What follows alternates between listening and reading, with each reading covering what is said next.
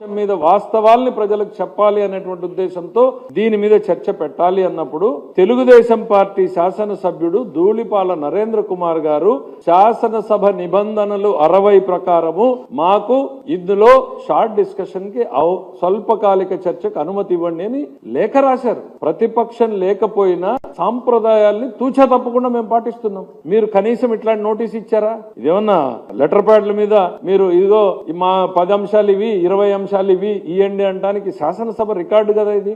ఇవాళ చైర్మన్ గారు టెంపరీనే, ఇందులో ఉన్నటువంటి సభ్యులు తాత్కాలికమే. పర్మనెంట్ గా ఉండేది హౌస్ రికార్డు హౌస్ లో ఉన్నటువంటి నిబంధనలు సాంప్రదాయాల ప్రకారం వైఎస్ఆర్సీపీ కనీసం నోటీస్ కూడా ఇవ్వలేదు తిరుపతి లడ్డు మీద. అయినా సరే ప్రభుత్వం ముందుకు వచ్చి చర్చ పెట్టింది. మేము ఎక్కడ శశభిషలకో లేకపోతే చిన్న చిన్న ఎక్స్క్యూజ్లకో చూడాలి, అయినా ముందుకు వచ్చి చర్చ పెట్టాం. మినిస్టర్ గారు స్టేట్మెంట్, కొత్త స్టేట్మెంట్ ఉంది, నేను సభలో చెప్పారు. అక్కడ కూడా 10 నిమిషాలు ఆయన చదువుతారు, తర్వాత చర్చ జరుగుతుంది. పారిపోయారు. కేవలం మీకు అల్లరి కావాలి, బయట పోయి చర్చ జరగలేదు అని చెప్పేటువంటి దుష్ప్రచారం చెయ్యాలి అనేటువంటిది మీ ఉద్దేశం.